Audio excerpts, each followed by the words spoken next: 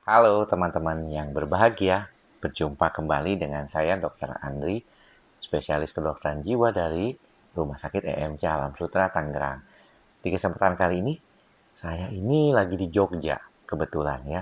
Saya saat ini berdiam di Hotel Marriott Yogyakarta, baru saja tiba tadi sekitar jam 7 waktu Indonesia Barat, 7 malam tentunya. Dan karena perjalanan cukup jauh dari Yogyakarta International Airport, jadi agak malam sampai ke hotel. Kemudian makan malam, diskusi dengan panitia, dan saya kembali ke kamar. Akhirnya bisa istirahat sebentar, kemudian mandi, menyiapkan untuk besok, latihan sebentar untuk presentasi, dan sekarang mau tidur. Tapi sebelumnya saya mau bicara dulu sama teman-teman nih, terkait dengan hal-hal yang berkaitan dengan bagaimana kita bisa mencoba menjaga bagaimana caranya supaya kita tetap tenang ataupun tetap bisa membantu mengurangi kecemasan kita. Sebenarnya banyak teman-teman bertanya, saya ini kalau misalnya makan obat ini perlunya apa sih gitu ya? Bagaimana obat ini punya peran terhadap perbaikan dari gejala saya? Kalau kita bicara tentang obat, sebenarnya pertama kali kita bicara dulu tentang keluhan ini. Keluhan ini kan tidak datang tiba-tiba ya teman-teman ya. Kebanyakan pasien yang datang ke dokter jiwa, psikiater itu biasanya memang sudah sangat penting. Kalau enggak, mereka nggak akan datang biasanya ya.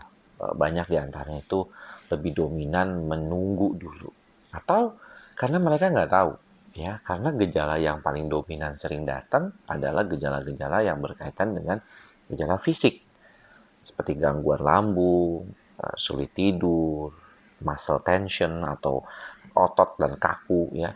Kemudian gejala jantung seperti kayak palpitasi, debar-debar, rasa seperti dicubit-cubit gitu ya, cekit-cekit gitu ya, bikin orang takut nih jangan-jangan sakit jantung gitu.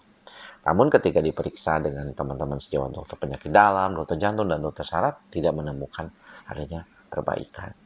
Ataupun sebenarnya kalau kita lihat gejala medis itu tidak didasari oleh suatu kondisi gangguan yang berat gitu.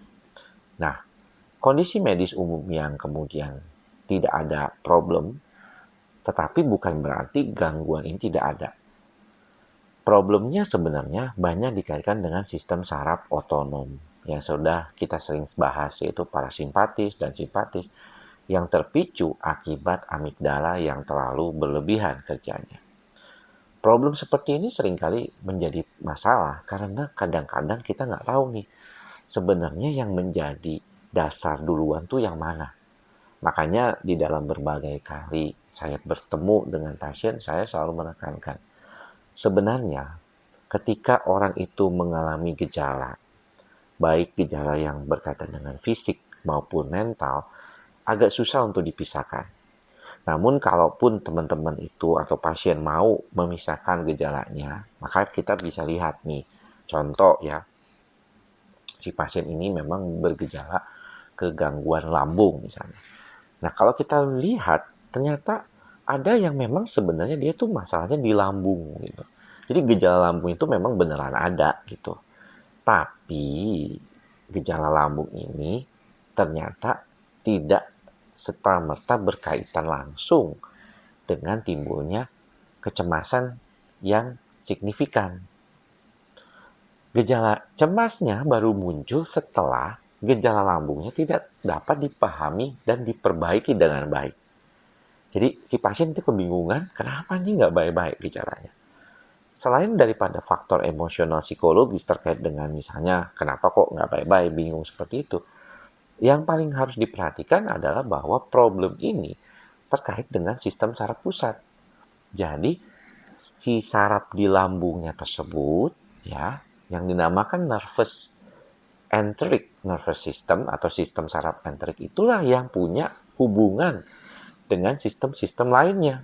Di otak kecemasan terjadi, di vagus sistem di jantung bisa jadi berdebar-debar gitu ya. Jadi dia men-trigger gitu. Jadi memang ada beberapa orang yang awalnya memang sakit lambung gitu. Dia bukannya sakit apa-apa gitu. Dia sakit lambung beneran GERD, bahkan beneran gastritis. Di endoskopi juga demikian gitu. Tapi lama-lama si pasien ini mengalami gejala cemas karena kondisi lambungnya nggak baik-baik. Nah, yang menjadi menarik sebenarnya, kenapa lambungnya nggak baik-baik? Padahal katanya nggak kenapa-napa.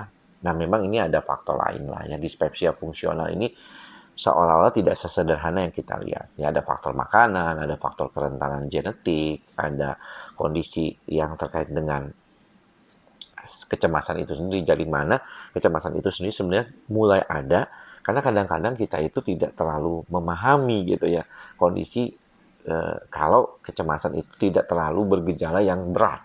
Kalau yang masih ringan-ringan tuh kita nggak terlalu peduli sebenarnya. Dan itu banyak terjadi pada pasien-pasien kita semua gitu ya. Dokter jiwa seringkali mendapatkan kasus-kasus seperti ini.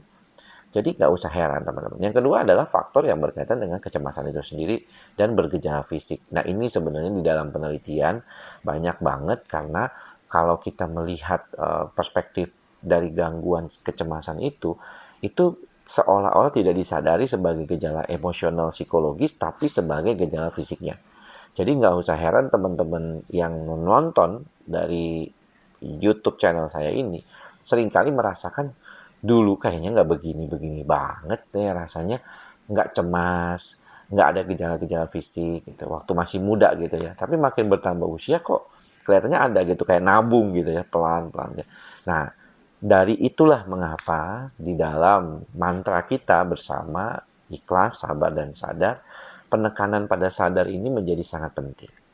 Kita duduk meditasi, misalnya teman-teman melakukan meditasi setiap malam, duduk bersila seperti ini ya, kemudian merapatkan mata ya, memfokuskan pada pernapasan, keluar masuknya pernapasan.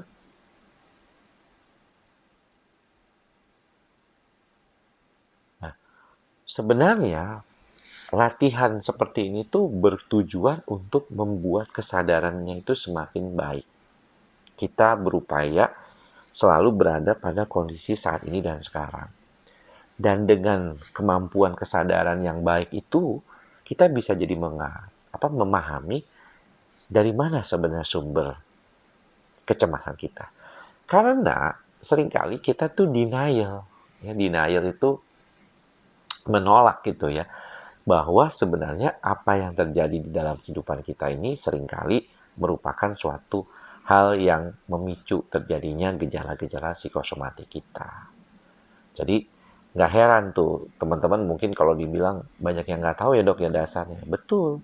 Sehingga kalau di dalam pengobatan yang saya seringkali temukan pada pasien, kalau mereka datang gitu ya 3 bulan, ya kemudian 6 bulan, kok nggak baik-baik juga gitu. Artinya kalau nggak makan obat kayaknya tuh gejala tuh agak kambuh. Dan si pasien kan suka komplain.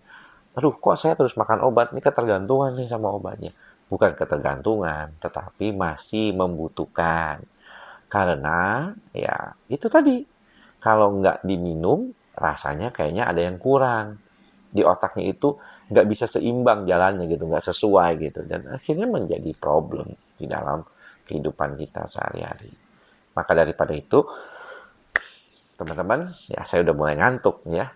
Mudah-mudahan bisa membantu nih pemahaman makin lama makin baik dari sisi pengobatan dan cara mengelola pikiran menjadi jauh lebih stabil ini.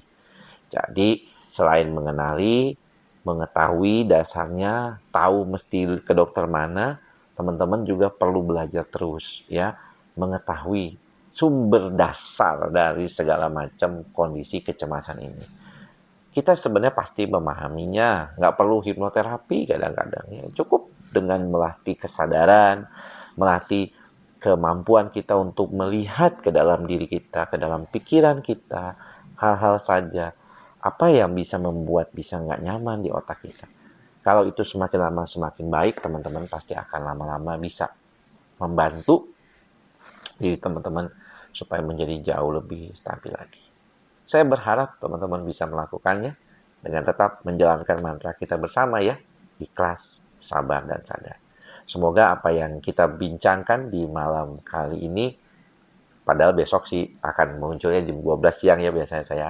Ini bermanfaat teman-teman ya buat semuanya. Jangan lupa untuk menjaga kesehatan fisik, mental teman-teman. Selalu mencoba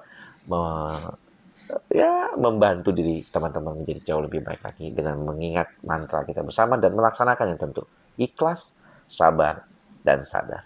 Mudah-mudahan bermanfaat teman-teman. Sampai bertemu lagi di video-video berikutnya. Salam sehat jiwa. Bye-bye.